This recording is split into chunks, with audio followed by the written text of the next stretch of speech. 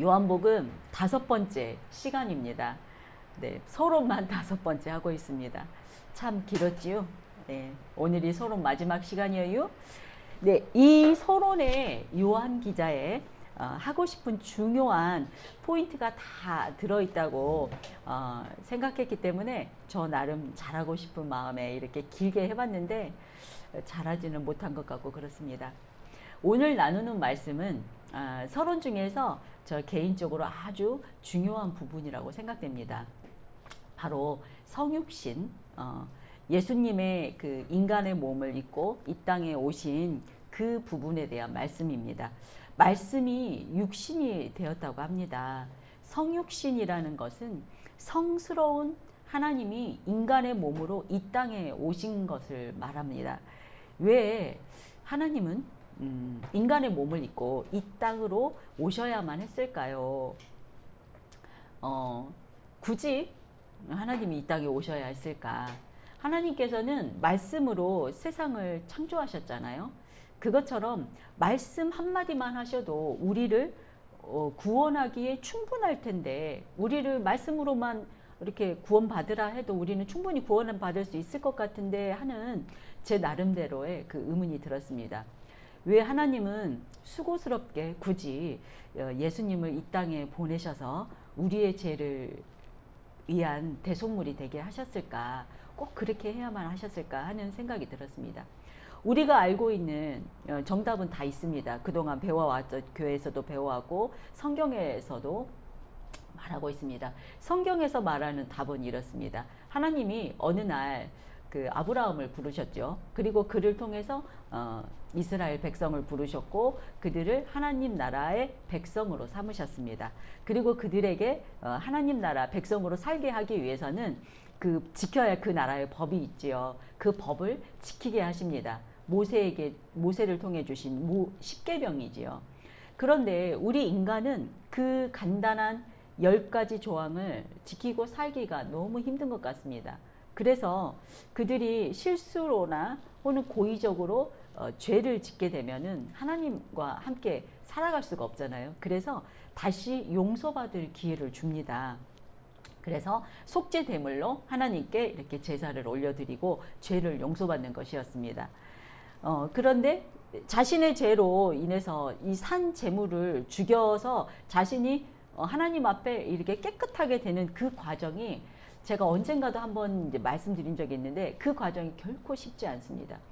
아주 그 짐승을 잡아 죽이는 그 전문가가 아니면은 그 살아있는 생명을 끊기가 너무너무 힘듭니다. 그런데도 이 계속해서 사람들이 한번 그 죄를 지었으면 다음부터는 안 질 것 같은데 우리 생각에는. 그런데 사람이 연약하기 때문에 그것을 알면서도 계속해서 죄를 짓게 됩니다. 그래서 하나님이 제발 좀 이제는 나와 동행하면서 죄를 최대한 적게 지으라고 하나님과 매 순간 이렇게 같이 살기 위한 방법을 알려줍니다. 매일 일상으로 드리는 제사를 드리게 하지요. 그래서 나에게 나와서 제사로 하루를 시작하고 또 제사로 또 일주일을 시작하고 또 제사로 한 달을 시작하고 제사로 1년을 시작해라 하고 명령을 내려줍니다. 우리가 레위기나 신명기, 민수기, 신명기를 보면은 그 말씀들이 나와 있죠. 제사법에 대한 말씀들이 다 그거는 하나님께서 우리를 향하신 그 사랑의 어떤 표현들입니다. 그런데 인간이 너무 연약해서 그 하나님이 알려주는 그것대로도 조차 하지 못하는 것입니다. 이렇게 하나님의 배려가 충분한데도 이스라엘 백성들은 끊임없이 하나님을 배신합니다. 이스라엘 백성들의 이 그 실패 중에서 가장 잘 알 수 있는 그 구약의 성경책이 바로 사사기입니다. 사사기에서 이 반복되는 중심 주제는 그들은 행하던 길에서 속히 치우쳐 떠나서 제 갈 길로 갔더라. 혹은 뭐 자기의 소견에 옳은 대로 행하더라 입니다. 몇백 년 동안, 사사기가 600년인가요? 800년인가요? 그 몇백 년 동안 여러 가지 이러한 일들이 계속해서 무한 반복되는 그런 사이클이었습니다. 한마디로 그 사사기를 통해서 우리가 알고 있는 것은 인간은 구제불능이었다 이런 뜻입니다. 그럴지라도 하나님은 정말 우리를 너무나 사랑하십니다. 하나님의 사랑의 그 깊이를 우리가 다 알 수 없지요. 그런데 하나님은 우리를 너무 사랑하셔서 계속해서 선지자들을 또 보냅니다. 선지자를 통해서 아무리 이야기하고 또 해도 이스라엘 백성들은 도무지 말을 들어먹지 않는 것입니다. 이렇게까지 하면은 하나님은 이제 그만 포기할 법도 한데 하나님은 우리를 결코 포기하시지 않는 분이었습니다. 얼마나 다행입니까? 하나님이 만약에 포기하시고 그만뒀다 우리가 이 자리에 있을 수 없겠죠. 하나님이 그 포기하지 않으심 덕분에 저와 여러분이 이 자리에 나와서 예배할 수 있다는 것을 믿으시기 바랍니다. 아멘. 한 가지 더 이제 전지전능하신 하나님께서 우리 인간을 얼마나 악할지 모르고 창조하셨을까 하는 생각이 들었습니다. 그런데 제 생각에는 아마 알고 있었을지라도 우리를 창조하시고 또 우리를 사랑하시기로 정하셨던 것 같습니다. 전지하신 하나님은 처음부터 알고 계셨습니다. 그리고 그 알고 계셨던 그때부터 우리를 구원하시기 위한 계획도 함께 가지고 계셨습니다. 최초의 인간 아담이 선악과를 먹고 죄를 지었을 때 하신 말씀을 보면은 하나님의 그 알고 계셨음과 계획하셨음을 말씀이 증거하고 있습니다. 창세기 3장 15절 말씀입니다. 제가 읽어드리겠습니다. 내가 너로 여자와 원수가 되게 하고 내 후손도 여자의 후손과 원수가 되게 하리니 여자의 후손은 내 머리를 상하게 할 것이요 너는 그의 발꿈치를 상하게 할 것이니라. 아멘. 여기에 대한 자세한 풀이는 하지 않겠습니다만 다 아시고 계시는 것처럼 원시복음이라고 부르는 구절입니다. 하나님은 이미 그때부터 예수를 통해서 인류를 구원하실 계획이 있으셨다는 것을 알 수 있는 구절입니다. 메시아를 통해 구원하신다는 것은 비밀스러운 것이 아니었습니다. 그리고 선지자를 통해서도 계속해서 예언하심으로 하나님의 구원 계획을 알려주고 계셨던 것은 이제 우리가 성경을 통해 알고 있습니다. 그리고 그 계획이 때가 참에 하나님께서 그 약속을 이행하십니다. 예수님이 이 땅에 오시고 십자가에 달려 죽으시며 다 이루었다라고 말씀하셨습니다. 하나님의 계획이 이루어진 것입니다. 그 약속을 하셨고 이 땅에 오셔서 그 하실 일을 다 하시고 예수님은 하늘로 가셨습니다. 예수님은 우리를 위해서 오셔서 채찍에 맞으시고 조롱과 숙치를 다 당하시고 십자가에서 피 흘려 죽으시기 위해서 우리를 위해서 이 땅에 오셨던 것입니다. 이 세상의 창조주이시고 모든 사람의 주인이십니다. 그분이 바로 우리의 예수님이신데 그런 분께서 왜 이렇게까지 하셔야만 했을까? 정답은 우리를 향한 사랑입니다. 하나님의 이 깊은 사랑을 우리가 다 가늠할 수 없지만 그 사랑을 볼 수 있는 부분이 바로 오늘 말씀 성육신이라는 그 부분입니다. 하나님의 사랑의 표현입니다. 내가 너희를 사랑하기 때문에 내 몸을 내주어서 내 목숨까지도 내놓아서 너희를 사랑한다. 이런 하나님의 사랑의 표현입니다. 저와 여러분이 조금이나마 그 하나님의 사랑을 느꼈으면 하는 바람입니다. 내가 너희를 이처럼 사랑한다. 예수님께서 직접 말씀하시는 구절이 또 있습니다. 유명한 구절이라 여러분 다 알고 계시는 그런 구절인데요. 요한복음 3장 16절 말씀입니다. 하나님이 세상을 이처럼 사랑하사 독생자를 주셨으니 이는 그를 믿는 자마다 멸망하지 않고 영생을 얻게 하려 하심이라. 아멘. 내가 이 땅에 온 이유는 이처럼 사랑하기 때문이라고 말씀하십니다. 내가 나의 사랑하는 독생자 아들을 보내서 채찍 맞고 수치와 조롱과 수치를 당하게 하고 십자가에 못 박혀 죽을 수 있을 만큼 너희를 너무나 사랑한단다. 이렇게 말씀하고 계십니다.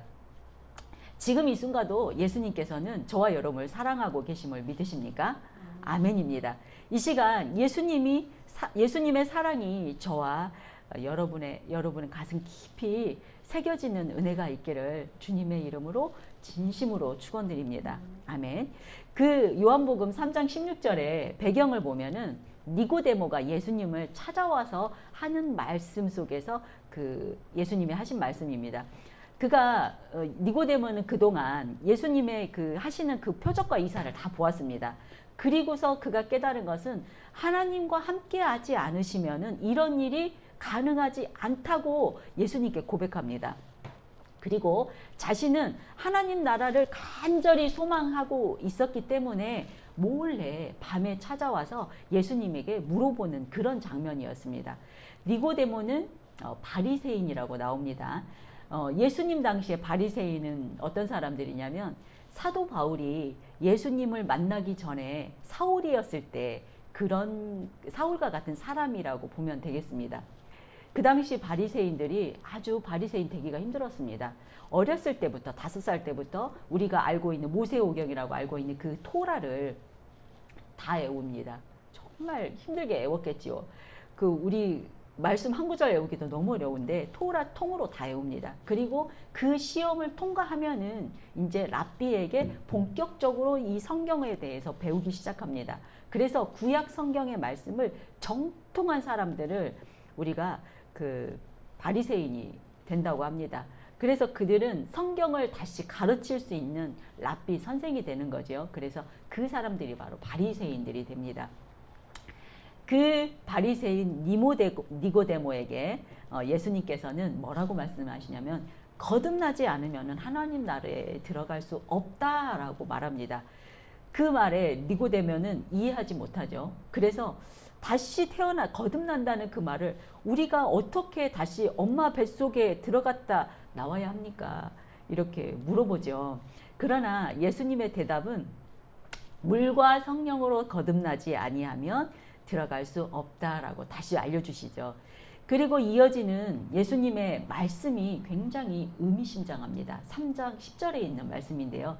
예수님께서 너는 이스라엘의 선생으로서 이러한 사실을 알지 못하느냐 하고 말씀하시는 것으로 볼 때 구약 성경만 잘 알아도 이 정도는 알 수 있다는 것으로 해석이 됩니다.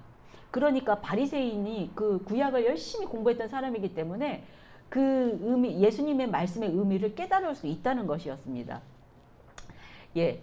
그런 의미로 봤을 때 우리가 어떻게 그렇게 될 수 있지? 구약 성경에는 예수님에 대해서 정확하게 안 나오는데 이렇게 알 수 있지만은 그 사도 바울을 보면은 그 증거로 알 수 있습니다. 사도 바울도 예수님을 다메섹에서 만난 후에 그가 다시 거듭나고 그의 인생이 완전히 뒤바뀐 것이 바로 그 증거입니다.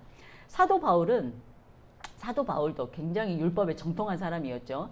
그래서 그 자신이 배운 율법을 통해서 그는 하나님 나라를 꿈꾸었습니다. 자신은 그 율법을 통해서 하나님 나라를 갈 수 있다고 믿었기 때문에 그는 열심이었습니다. 그래서 그 스데반 집사 잡을 때도 그 자리에 있었던 게 있었던 이유가 아주 그는 그 율법만으로도 충분히 하나님 나라에 갈 수 있었다고 믿었었던 사람이기 때문에 그 당시에 예수 그 도당을 잡기 위해서 자기의 굉장히 열심이었던 그런 사람이었습니다. 그런데 그 바울이 그 당시에 믿었던 그 율법으로는 그 구원이 없었습니다. 그리고 다메섹에서 예수님을 만나고 구원은 예수님이라는 열쇠가 있어야 한다는 것을 알게 됩니다. 자신이 알았던 구약이라는 그 말씀에다가 예수님이라는 열쇠를 딱 끼워 넣었을 때 딱 맞아 떨어져서 그때부터 구원의 문이 열리고 하나님 나라를 보게 된 것입니다. 예수님이 열쇠였다는 아주 중요한 사건입니다. 아마도 니고데모도 예수님을 만나고 하나님 나라는 예수님이 구원의 열쇠였다는 것을 알았기 때문에 구원자인 예수님의 시체를 그 아리마대 요셉과 함께 거두러 왔었겠죠. 그 같은 바리새인들이 예수님을 십자가에 못 박았습니다. 예수님을 죽였는데 그들의 눈치를 보느라 밤에 몰래 찾아와서 예수님한테 어떻게 하면 하나님 나라 갈 수 있습니까? 이렇게 물었던 사람인데 이제는 예수님을 만나고 나서는 완전히 그와는 반대 대조되는 모습으로 예수님께 이렇게 시체를 거두어 가겠다 하는데 이렇게 망설이지 않은 사람이 되었습니다. 사도 바울이 만났던 예수님, 또 니고데모가 만났던 그 예수님은 같은 분입니다. 하지만 만난 상황이나 환경을 보면은 상황과 여건이 다릅니다. 그런데 그 둘의 삶은 예수님을 만나고 나서 변화되었습니다. 두려움이 없어지고 또 예수님을 위한 희생을 감수하게 되고 헌신도 하게 되는 것입니다. 그들은 예수님을 만났을 때 예수님 안에 있는 무엇을 보았을까요? 예수님을 직접 대면한 니고데모로부터 또 예수님 부활 후에 승천하신 후에 만난 그 바울도 있었지요. 그리고 현재까지 저와 여러분처럼 2000년의 역사 긴 시간 동안 많은 사람들이 예수님을 만나고 구원을 받고 하나님 나라에 들어가게 되었습니다. 그들을 각각 한 사람 한 사람 만난 그 사람들은 예수님을 만났지만 각자 다른 환경에서 다른 모습으로 예수님을 만났습니다. 그렇다면 그들이 만난 예수님은 어떤 예수님을 만났을까요? 그리고 이 자리에 있는 저와 여러분은 어떤 예수님을 만났기에 예수님을 구원자로 믿고 하나님의 자녀가 되었던 것일까요? 우리는 그 이유를 한마디로 얘기합니다. 하나님의 은혜 때문이라고 합니다. 이것이 정답이긴 합니다. 그러나 저는 그 하나님의 은혜 그 가운데 하나님의 은혜 그 말을 다른 표현으로 해보았습니다. 바로 하나님의 사랑입니다. 우리는 각자 하나님의 사랑을 예수님의 사랑을 어떤 경험하고 또 그 사랑을 믿게 되었고 그렇기 때문에 구원받았습니다. 그런데 우리가 아쉬운 것은 뭐냐면 하나님의 사랑이 눈에 보이지 않는다는 것입니다. 그래서 하나님의 사랑을 우리가 복음을 전할 때 예수님의 사랑을 눈에 보이는 것으로 딱 전하면은 너무나 쉽게 복음을 전할 수 있을 텐데 하나님의 사랑은 우리가 느껴지거나 경험해야지 알 수 있는 것이기 때문에 눈에 보이지 않습니다. 그래서 쉽게 복음 전하기가 너무 힘들지요. 그래서 경험하지 않으면은 믿기 힘들고 또 그렇기에 믿는 사람이 많지 않습니다. 그리스도인이 이 세상에 몇 %밖에 되지 않는다고 하잖아요.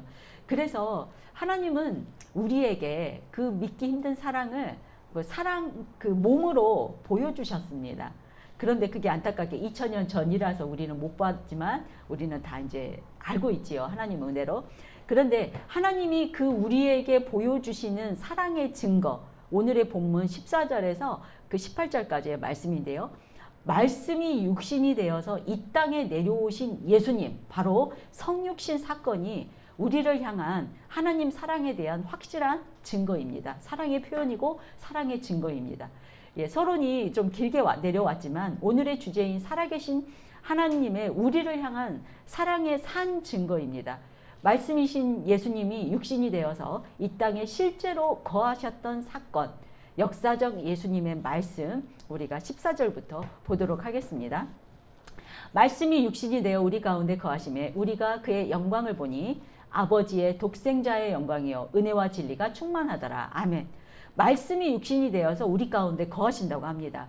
여기에 육신이라는 헬라어가 사륵스인데요.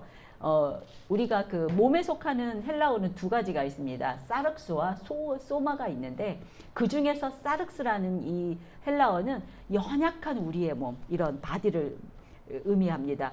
그리고 우리가 이 몸에 있을 때는 유혹을 받을 수밖에 없는 몸이고 죽을 수밖에 없는 몸을 의미합니다. 예수님은 연약하고 유혹받을 수 있고 죽을 수밖에 없는 완전한 인간이 되었다는 그런 의미입니다. 요한이 이 사륵스라는 이 단어를 사용했던 이유는 당시에 요한 공동체 내에 있었던 영지주의자들 때문에 이 단어를 꼭 필히 사용했으리라고 생각합니다. 신령한 말씀이 육신이 되어서 이 땅에 오십니다. 그리고 우리와 함께 거하신다고 합니다. 여기에 거하다라는 단어는 장막을 쳤다라는 뜻의 단어입니다. 우리가 장막을 쳤다 했을 때 생각되는 저기가 있지요. 출애굽할 때 하나님이 장막에 거하셨잖아요. 요한의 의도가 바로 여기에 있습니다. 출애굽할 때 하나님이 장막에 거하셨다는 것을 연상시키기 위함이죠. 노예 생활로부터 구원하신 그 하나님이 지금 우리를 구원하기 위해서 인간의 몸으로 오셔서 우리와 함께 거하신다고 이렇게 표현을 하는 것입니다. 하나님의 모습을 우리가 직접 볼 수는 없습니다. 하나님을 여태까지 본 사람이 없지요. 보면은 죽기 때문에 하나님이 보여주지 않습니다. 그런데 나는 하나님을 봤어 막 이렇게 하는 사람 의심해 보셔야 합니다. 거의 사기꾼일 확률이 높습니다. 예, 직접 볼 수 없었던 하나님의 실체를 예수님을 통해서 직접 볼 수 있게 하신 것입니다. 실제로 2000년 전에 하나님이신 예수님이 이스라엘 땅에 사셨습니다. 우리가 다 알고 있는 사실입니다. 우리는 하나님의 은혜로 그 사실이 믿어지는 은혜가 있어서 우리는 믿을 수 있는 것입니다. 하나님의 은혜가 없으면 우리 그 사실을 믿을 수 없겠지요. 그것이 바로 하나님의 사랑입니다. 여러분, 예, 믿으실 줄로 믿습니다. 예, 이어서 요한과 그의 공동체의 많은 그리스도인들이 예수님의 그 영광된 모습을 보았다고 증언하고 있습니다. 그래서 그 이어지는 말이 우리가 그의 영광을 보니입니다. 그리고 그 모습이 독생자의 영광이라고 합니다.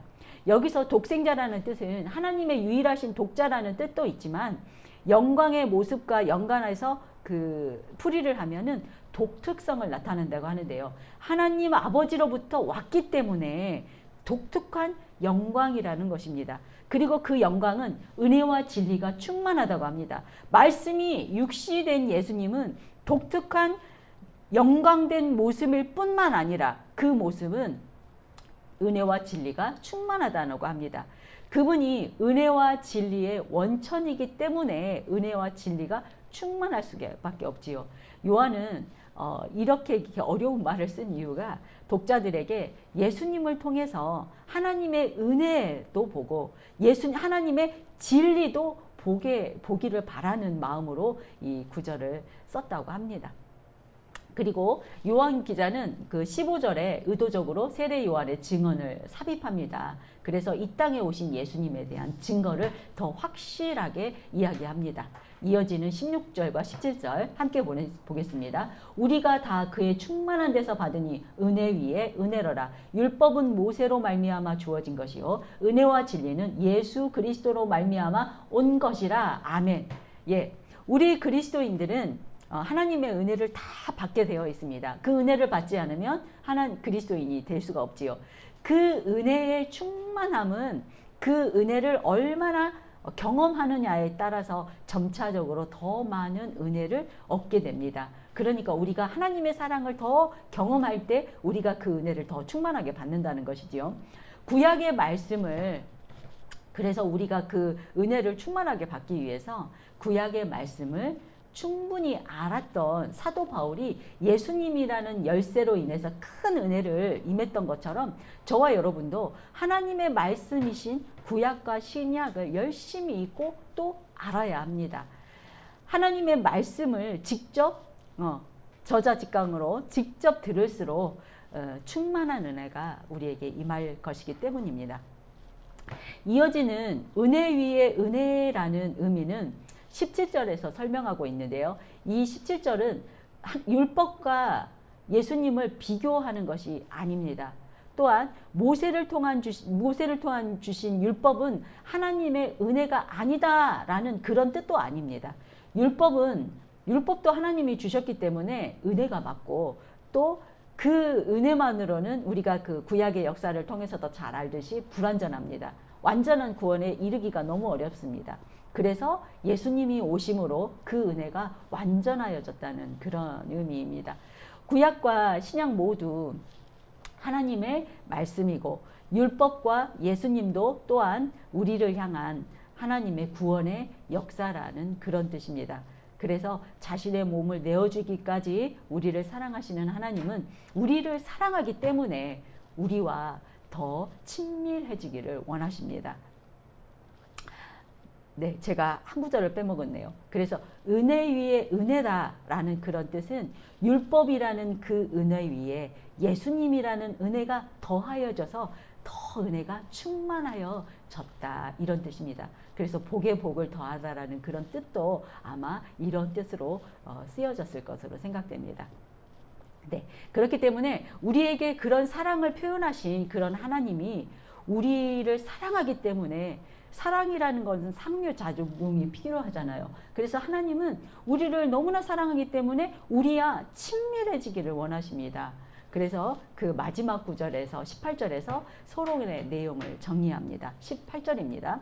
본래 하나님은 본 사람이 없으되 아버지 품속에 있는 독생하신 하나님을 나타내셨느니라. 아멘. 모세에게조차 하나님의 모습을 허락하지 않으셨던 하나님은 성육신하신 예수님을 통해서 자신을 우리에게 허락하십니다. 그 이유는 우리와 더욱더 친밀한 관계로 나아가기를 원하시기 때문입니다. 예수님의 성육신을 통해서 하나님은 우리를 더욱더 친밀한 관계로 초청하고 있습니다. 그 초청 장치에 우리는 참여하기만 하면 됩니다. 이 말의 의미는 이제 우리는 예수 그리스도를 믿기만 하면 하나님의 자녀가 되고 하나님을 아버지라고 부르는 친밀한 관계가 된다는 그런 의미입니다. 네, 예수님 믿기 참 쉽지요.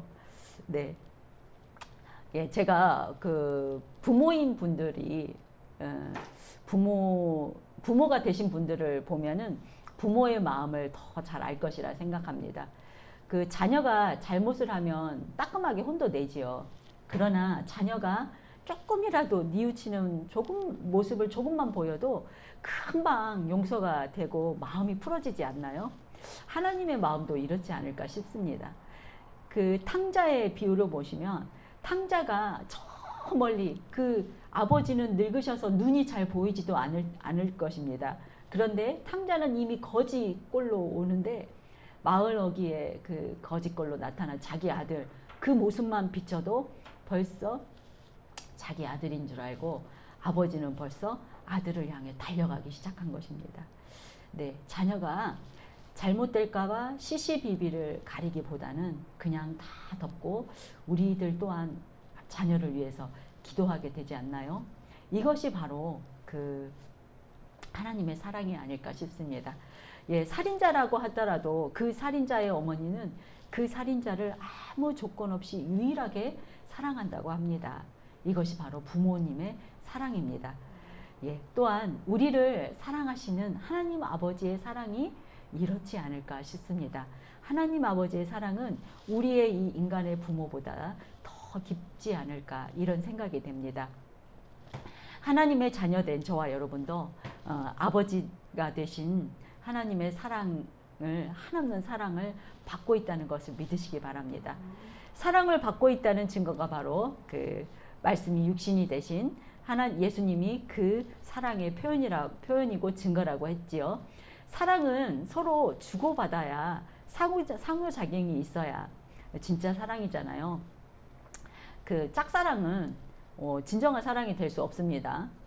그래서 하나님께서 우리에게 그 사랑의 상호작용과 친밀한 관계를 원하시기에 우리를 위해 자신의 몸을 내어주기까지 우리를 먼저 사랑하심으로 우리를 품으셨습니다.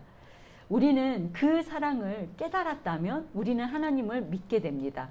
그래서 우리도 날마다 하나님께 나아가서 친밀함으로 그의 사랑에 보답해야 하지 않겠습니까? 네, 말씀이신 예수님께서 성육신함으로 우리를 위한 이 세상에 오셨듯이 우리도 이제는 말씀을 듣고 세상으로 나아가야 하지 않겠습니까? 네, 하나님의 자녀가 된 저와 여러분은 날마다 말씀과 기도와 예배로 하나님께 더 가까이 나아가야 합니다. 또 말씀을 듣고 들은 말씀을 가지고 세상으로 나아가야 합니다. 네, 하나님의 은혜를 더 많이 경험함으로 더욱더 진리가 충만하여지는 저와 여러분이 다 되시기를 주님의 이름으로 축원드립니다. 아멘. 날마다